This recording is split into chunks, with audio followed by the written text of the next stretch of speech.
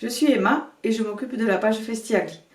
Aujourd'hui, on va chez nos amis dans l'Aude parce que j'ai envie de leur poser des questions. À Duyac, on ne sait pas comment ça se passe, donc je fais une interview maire de Duyac, Sébastien Plat. Salut Sébastien, comment tu vas? Bonjour Emma, ben, ça va très bien, Bon, surtout quand il fait beau, ça fait et du bien. correct. Puis bon, la vie confinée à la campagne, c'est plus intéressant qu'en ville malheureusement, donc Hein, on a de faut la chance. penser pour ceux qui sont enfermés dans leurs appartements. C'est clair qu'on est chanceux. Bon, raconte-moi un peu comment ça se passe chez toi dans l'Aude là-bas pendant le confinement. Dis-moi. Bon, ça se passe comme dans tous les petits villages, hein. Beaucoup de solidarité entre les gens, et c'est ça Ouais, qui est vraiment intéressant.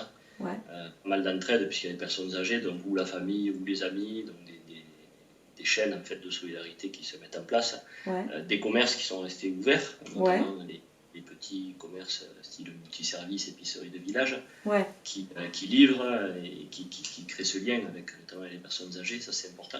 Mm. Et puis pour nous, ce qui concerne le service public de la mairie, il fonctionne à minima depuis le début. En fait, on a mis en place les gestes barrières d'entrée dès le 16. Ouais, ouais, ouais. Et nous, les agents techniques travaillent seuls, ils ne se croisent pas. Enfin, on a mis en place des procédures qui permettent d'éviter tout contact, tout en continuant à assurer un minimum de services Bon. sur le réseau de l'eau, de l'entretien. Le service administratif aussi fonctionne. Mhm. Les collaboratrices, une travaille en alternance un jour sur deux. L'agence postale aussi est ouverte en Ah oui, alternance. ça c'est bien, ouais, ouais, ouais. Ouais, pour regarder en fait la proximité et permettre aussi aux personnes âgées, aux gens qui ne peuvent pas se déplacer, de pouvoir aller chercher un petit peu d'argent régulièrement pour pouvoir faire leurs courses, leurs achats sur place. Donc on s'organise quelque part. Je ne suis pas surpris de la réaction des gens parce que chez nous, dans nos petits villages, la solidarité, ça a toujours été Ouais. ce qui conduit notre vie de tous les jours, quoi. Donc quelque part, on s'en sort pas trop mal de ce côté-là. Bon. Et est-ce qu'il y a eu des initiatives prises sur ta commune? Pour des initiatives, pas d'association directement, on a pris une initiative là récemment au niveau de la commune, c'est l'initiative de mettre en place la période de déconfinement. Donc nous avons commandé on va mettre en place un kit déconfinement. Donc, nous avons commandé des masques il y a une quinzaine de jours, on devrait les recevoir lundi, Ouais. à usage régulier, je crois que c'est des masques 60 lavages. Donc, Ah ouais, ouais. utilisé, Ouais. assez longtemps avec du gel hydroalcoolique, de manière à ce que tous les habitants de la commune soient équipés Bon. dès le 11.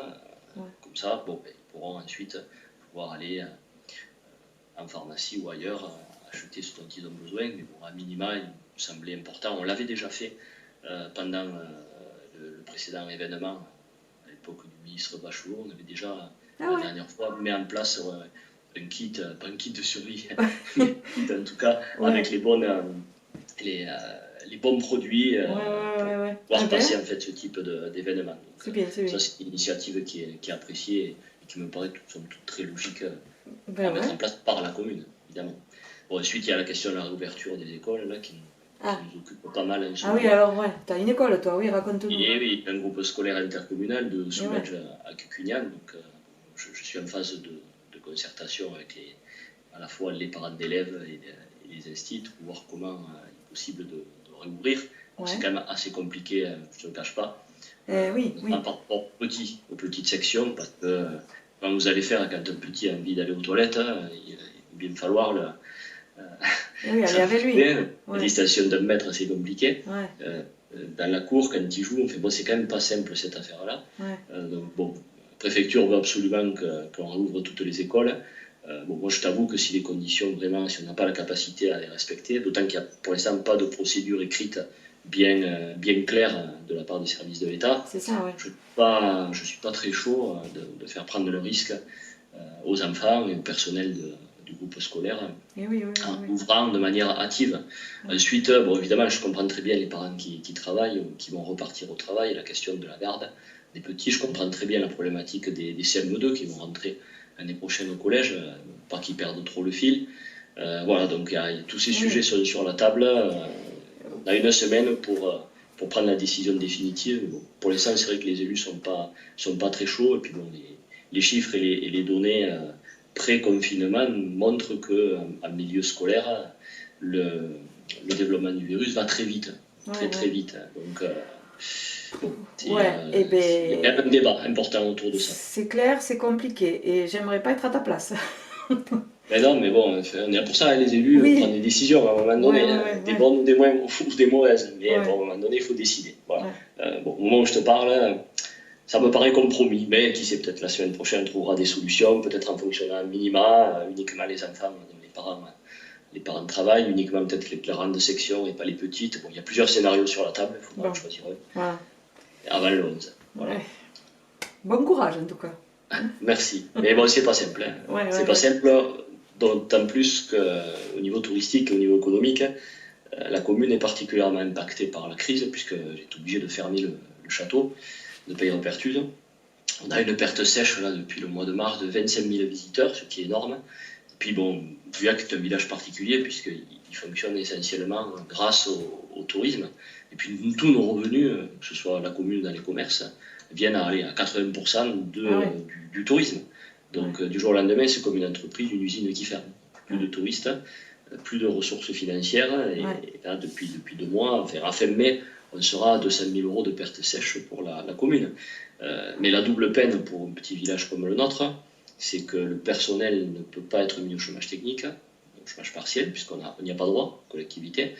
La négociation de lignes budgétaires, ça a un coût. Le report de prêts, c'est pas simple non plus. Voilà, donc Vuillac, ça fonctionne comme une entreprise, mais on n'a pas accès aux dispositifs d'aide dont peuvent avoir accès les entreprises aujourd'hui. Donc c'est difficile. Moi, depuis un mois, je me bats auprès des services de la préfecture, auprès du département, de la région, des banques, pour trouver une solution, pour pas que la commune fasse défaut. À l'état actuel des choses, si on ne réouvre pas, s'il n'y a pas d'économie touristique et de relance, au mois d'août, la commune est en défaut. Elle ne peut plus faire face à ses dettes. C'est une période compliquée. Alors, c'est l'avantage de posséder un monument de ce niveau-là, exceptionnel, reconnu et de renommée, qui nous permet de faire énormément de choses, des manifestations, des festivals. Je suis obligé de les annuler cet été. Les festivals aussi. Bon, ça, c'est le côté positif. Mais le côté négatif, c'est qu'une petite commune qui gère un grand site touristique, l'impact de ce genre de problématique est colossal. C'est pas la fiscalité et les impôts qui font vivre Vuillac, hélas. Donc, je souhaiterais et j'espère que le gouvernement et l'État nous entendra et prendra des dispositions spécifiques pour ces communes-là. Bon, ben écoute, j'espère qu'on en reparlera, qu'on aura l'occasion de voir Avec comment plaisir. ça évolue. Hein. Peut-être voilà, que ça continue, ça, et on verra comment. Mais bon.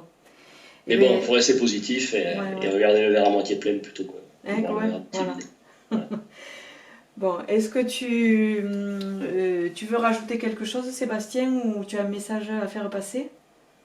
Un message particulier, c'est surtout un message de santé, que tout le monde prenne les précautions nécessaires pour éviter d'être exposé à ce type de virus, mais surtout la santé en général. C'est c'est la base. Voilà. Qu'on se porte bien. Bon courage à tous les habitants de nos vallées, de la Glide et Haute-Corbière, parce qu'il en faut et il y aura des jours meilleurs. Ouais, bon, eh bien, on espère en tout cas. Bon, eh bien, Sébastien, je te remercie beaucoup et puis je te dis peut-être à très bientôt. Hein. Je reviendrai vers toi s'il y a d'autres questions à poser sur ce qui va arriver parce que je ne sais pas où on va, mais on y va. Hein. Bon. Merci. Allez, à bientôt. Allez. Bonne journée.